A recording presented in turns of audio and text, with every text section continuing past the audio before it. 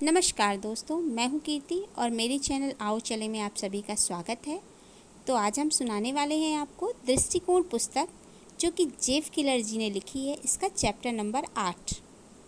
अगर आपने इससे पहले के चैप्टर नहीं सुने हैं तो प्लीज़ चैनल पर विज़िट कीजिए और ज़रूर सुनिए।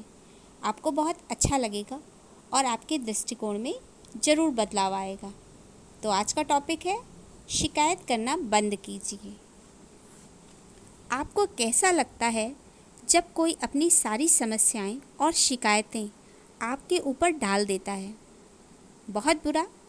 बिल्कुल सही।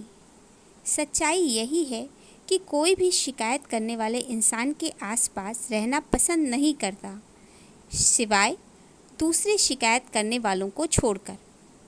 हालांकि हम सभी लोग कभी न कभी शिकायत करते हैं, लेकिन महत्वपूर्ण सवाल यह है कि हम कितना ज़्यादा शिकायत करते हैं। अगर आप यह जानना चाहते हैं कि क्या आप बहुत ज़्यादा शिकायत करते हैं, तो बस अपने दोस्तों, रिश्तेदारों या सहकर्मियों से पूछ कर देखिए, वो आपको सच्चाई बता देंगे। किसी से सलाह लेना या किसी को सलाह देना अथवा अपनी ज़िंदगी के खट्टे मीठे अनुभव अपने मित्रों अथवा संबंधियों में बांटने को मैं आलोचना की श्रेणी में नहीं रखता हूँ। कोई भी आपके दुखों के बारे में सुनना पसंद नहीं करता। उदाहरण देकर समझाता हूँ कि कैसे कुछ तरह की शिकायतों का उल्टा असर पड़ता है। बीमारी का विषय उन आम शिकायतों में से एक है। बीमारी के बारे में कुछ इस तरह की टिप्पणियाँ होती हैं, जैसे कि ये पीठ का दर्द तो मेरी जान ही ले लेगा, या मुझे जुखाम की वजह से भयंकर सिर दर्द हो रहा है।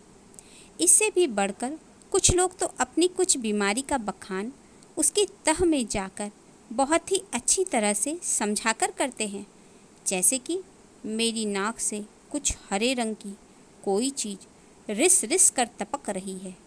क्या आपका पूरा दिन खराब नहीं हो जाता जब आपका कोई पुरुष या महिला सहकर्मी आपके पास आकर आपको यह बताता है कि उसका जी मिचला रहा है और लग रहा है कि उसे उल्टी हो जाएगी?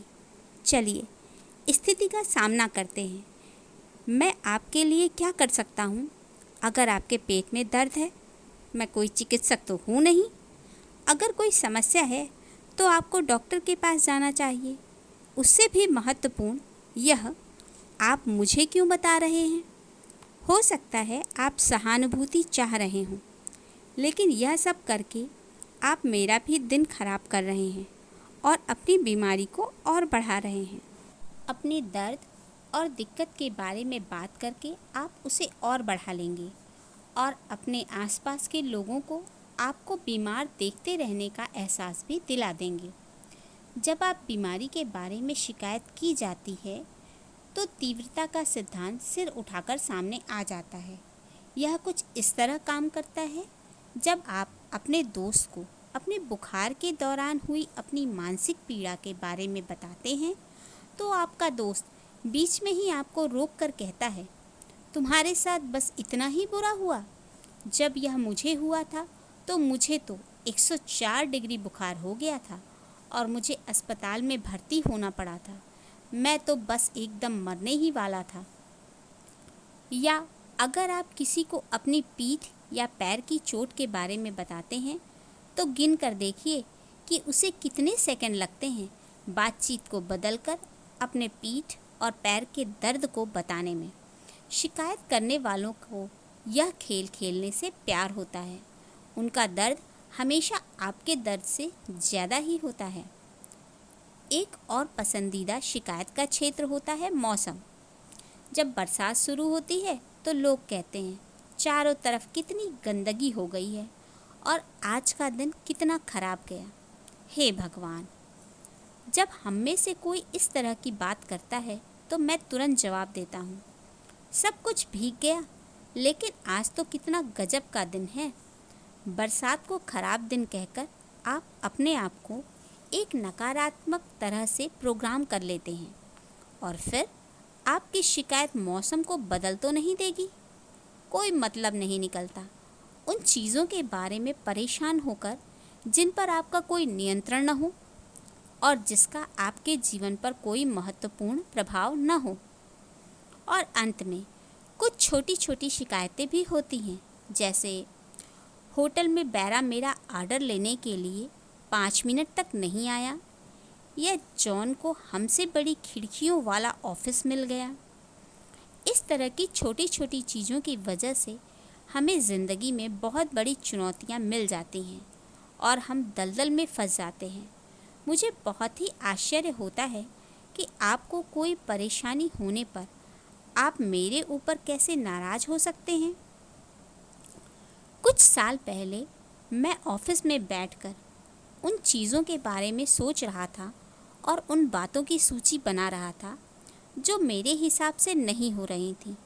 आप तो जानते हैं बिजनेस में कैसी समस्याएं आती हैं। नतीजे उतने अच्छे नहीं आ रहे थे जितनी मैंने उम्मीद की थी और मुझे यह मानना पड़ेगा कि मैं उसके बारे में थोड़ी शिकायत भी कर रहा था। फिर उसी समय पेड्रो मेरे ऑफिस में आया। उसकी उम्र यही कोई 20-25 साल रही होगी और वह इस देश में करीब 6 साल पहले होंडुरस से आया था। वह घरों और ऑफिसों में सफाई करने वाली एक कंपनी में काम करता था। आप सकारात्मक सोच की बात करते हैं। पेड्रो अभी तक हमसे मिलने वाले लोगों में सबसे ज़्यादा सकारात्मकता और उत्साह से भरा हुआ था। उसी दिन फिर जब मैंने उसके देश में आए आंधी तूफान और उससे होने वाली तबाही के बारे में पेड्रो से पूछा तो तुरंत उसके चेहरे से मुस्कान उड़ गई। हज़ारों लोग मारे गए और 10 लाख से भी ज़्यादा लोग बेघर हो गए। पेड्रो ने बताया कि उसके माता पिता और भाई अभी होंडुरस में रहते हैं, लेकिन कुछ पता नहीं कि वो जिंदा हैं कि मर गए। उसके पास उन लोगों से संपर्क करने का कोई भी माध्यम नहीं था। उस क्षेत्र की सारी टेलीफोन लाइनें खराब हो गई थीं। पेड्रो ने बताया कि वह हर दिन अपने परिवार के बारे में सोचता रहता है। क्या आप उस दुख की कल्पना कर सकते हैं जब आपको यह भी न मालूम हो कि आपका परिवार जिंदा भी है या नहीं? फिर पेड्रो ने बताना शुरू किया कि होंडुरस में वहाँ के लोगों की मदद के लिए वह क्या क्या कर रहा है। वह पैसा, कपड़ा और ज़रूरत की कई सारी चीज़ें इकट्ठा कर रहा था। वह राहत संगठनों के साथ लगकर काम कर रहा था।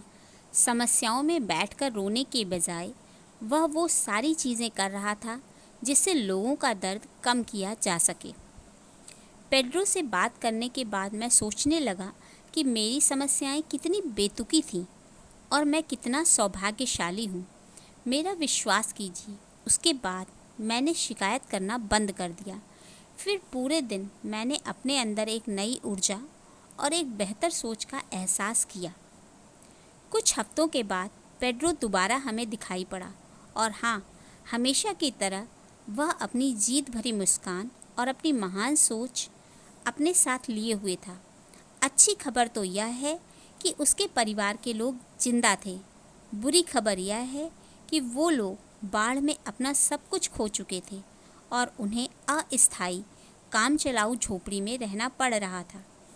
बाढ़ के बाद पीने के लिए साफ पानी भी मिलना मुश्किल था। बीमारियां अपनी चरम सीमा पर थीं।